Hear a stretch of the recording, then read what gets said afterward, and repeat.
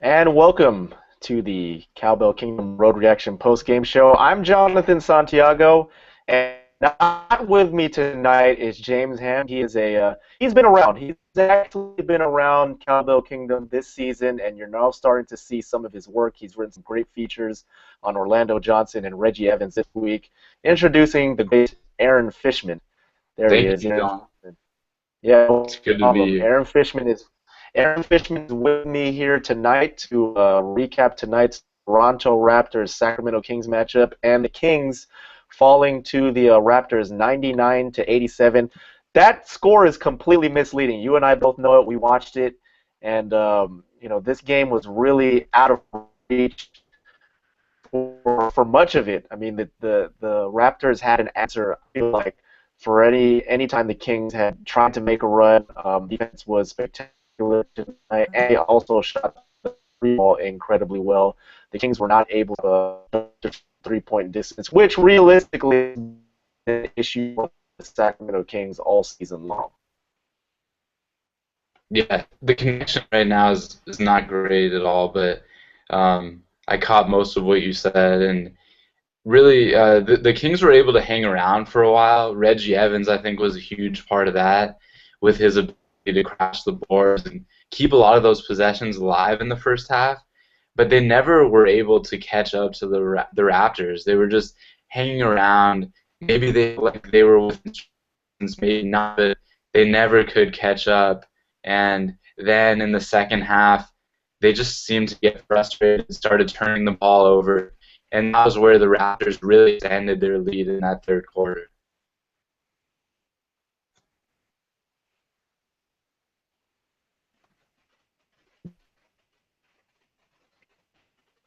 I think we're having a couple of glitches. We apologize for tonight.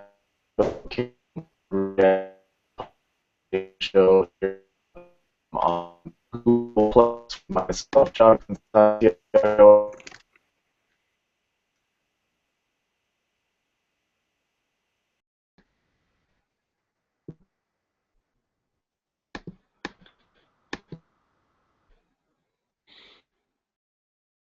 You at all? And tonight, um, it looks like he finished with 15 points on 5 of 13 shooting, 5 rebounds. It just was not a very good night for Rudy Gay this evening. So are you there, Aaron? Yeah, I'm here. It was in and out. Now I can hear you. We're talking about Rudy Gay's night. I just mentioned his final stat line: 15 points on 5 of 13 shooting. Not the kind of return that Rudy probably would have liked in his first game back in Toronto since the trade. Yeah, the Kings could have used more out of him tonight. And really, if you look at the 15 points, one of the threes was at the end of the game when they were getting blown out. It was really kind of like a 10-point performance for him, it felt like. And he didn't take that many shots in the first half. It was he was kind of forgettable out there really tonight, unlike his first meeting with the Raptors since getting traded, and didn't do a lot, didn't make that big of an impact, and the Kings just they didn't have much outside shooting too. And it wasn't just Rudy Gay, his lack of outside shooting. Ben McLemore couldn't hit from the outside on plenty of open threes. But yeah, you're right about Rudy Gay. Did not make a significant offensive contribution tonight. All right, moving on to point number 2 now in our three things to watch. Quincy Acey also making his return. He was a fan favorite in his brief stint with the Raptors, obviously being drafted in the second round by the Toronto Raptors. Played 1 year there, then got traded as part of the Rudy Gay deal. And Quincy, surprisingly, he played less than 10 minutes tonight, which was shocking. Figured he would get a lot of burn. He's obviously been a regular in Michael Malone's rotation since the trade. But realistically, he only played 10 minutes, did not take a shot, only got 1 rebound. But instead, his fellow beard brother or his doppelganger, Reggie Evans, got most of the minutes tonight, playing 25 because DeMarcus Cousins battled foul trouble. He finished with 8 points, 10 rebounds, his second double-figure rebounding game in a Kings uniform this season, his sixth double-figure rebounding game overall this year. So even though Quincy Acee did again, another former Toronto Raptor making his return, did not have the return he would have liked against his old team. Reggie Evans really was a difference maker for the Kings, and kind of helped the Kings hang around with his rebounding, but obviously they needed more out of DeMarcus Cousins tonight, who did not play very well. Yeah, Evans did a lot on the glass. That was huge in the first half, especially. And he did get a lot of minutes, as you said, because of Cousins' foul trouble. The thing with Reggie Evans that would have helped the Kings tonight, it's not his responsibility to carry them offensively by any means, but it did hurt the Kings that he missed so many free throws, because he was 2 of 10 from the free throw line in the game. But if you look at the Kings as a whole, they had 37 free throw attempts in this one. That's a lot. And similar to their first meeting with the Raptors when they had 51, or 41 or 50, I believe they had a whopping 51 free throws, if my memory serves correctly there. But in their first meeting, but 37 is a fair amount. That's a lot of trips to the line, and you have to take advantage on those more often. Reggie Evans could only convert 2 of 10, but a lot of credit goes to him for his rebounding prowess that kept them in the game. And Quincy Acee didn't play that much, didn't make that much of an impact, but there's a lot that's not in the box score. A lot of his boxing out and good positioning may have helped Evans possibly get some of those rebounds too, even though Acee only finished with 1 rebound in 10 minutes. All right, our last point on our 3 things to watch. Ray McCallum, he has continued to rise for the Sacramento Kings since the NBA trade deadline and since the departure of Jimmer Fredette. Tonight, again, stats a little bit misleading because it was a blowout. He finishes with 8 points, 3 of 8 shooting from the field, 2 assists. Has consistently come out and played very good defense off of the Kings bench. Nothing spectacular. For me, seeing Ray tonight, very much what you'd expect or what you want out of your backup point guard, backup shooting guard, and he did that. It's just unfortunate that, his teammates who need to step up, guys like Isaiah Thomas, DeMarcus Cousins battling foul trouble, as we've talked about, and Rudy Gay, they were not able to hit their, really hit their stride in this game against the Toronto Raptors, which, makes contributions from a role player like Ray McCallum pretty much nullified tonight. Yeah, but if you look at his 2 assists, they were both really nice assists. I think they were both to Reggie Evans. Is that right? At least one of them was. I think one of them was the one in the first half. Okay, they were both really nice assists from Ray McCallum. I like him feeding his teammates for easy buckets, because as we've talked about and as has been well documented this season, the Kings haven't been getting too many assists. There's been a lot of unassisted field goals, and part of that is a product of their style of play. But anytime you can get those freebies based off of great passes, that's phenomenal. And Ray McCallum did that a couple times tonight, got a couple steals. I don't necessarily like the 4 fouls, but I mean, really in the second half, the Kings were hurting themselves. And it wasn't Ray McCallum. He had 0 turnovers in 24 minutes. That's great for a point guard. It was a lot of the other guys, the Kings finishing with 17 turnovers, 5 of those from DeMarcus when he was getting double in other positions where he was kind of out of his overall solid job, and he continues to progress, it appears. All right, we broke up a little bit there, but that's okay. We got the general gist of what you were talking about with Ray McCallum. As you mentioned, Progress.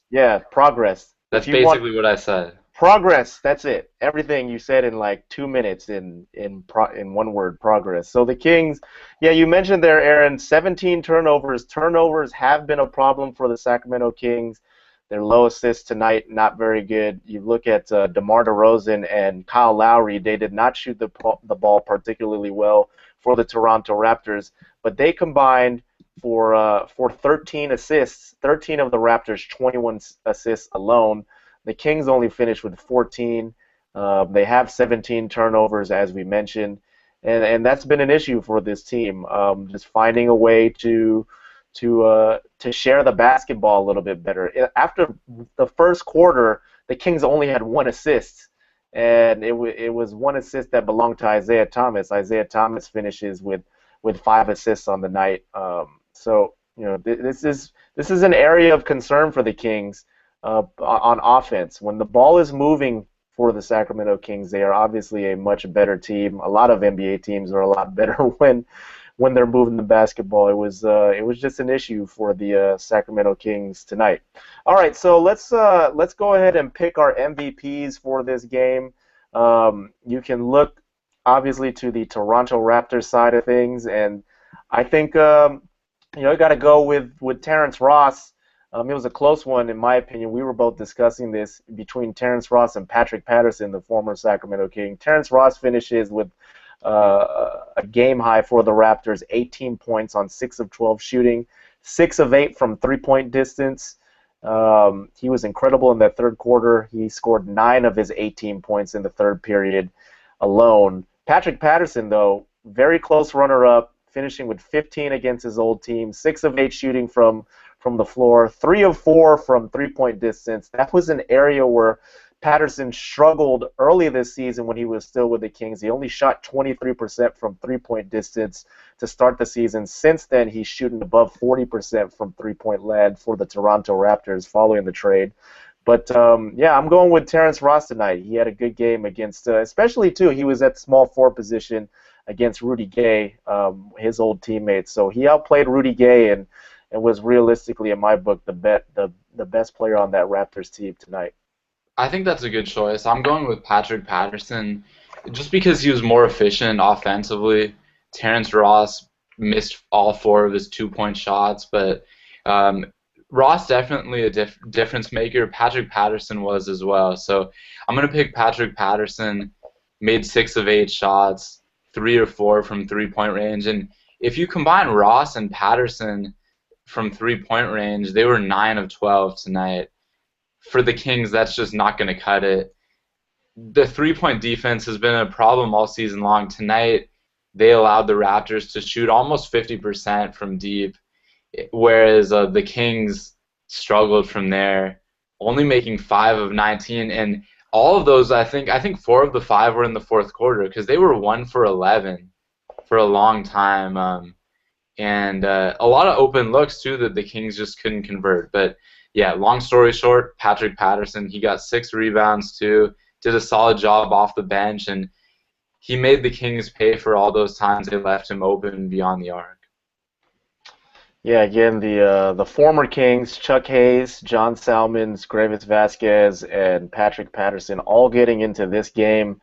And they have been contributors for the Toronto Raptors, and that is why the Toronto Raptors are the 4th best team in the Eastern Conference, because they've been able to solidify their bench with the guys that the Kings gave them, and they came away with a big victory tonight, or an easy victory over the Sacramento Kings, 99-87. So join us again Sunday when the Kings take on the Brooklyn Nets, and we'll be seeing another former King in action. Marcus Thornton will be suiting up for the Nets in that one. And we will be back with another Road Reaction post-game show. James Ham will rejoin me. Want to thank this guy. Look at his face. It's so pretty. The great Aaron Fishman for joining me tonight on the Road Reaction post-game show, where the Kings fall to the Toronto Raptors 99-87.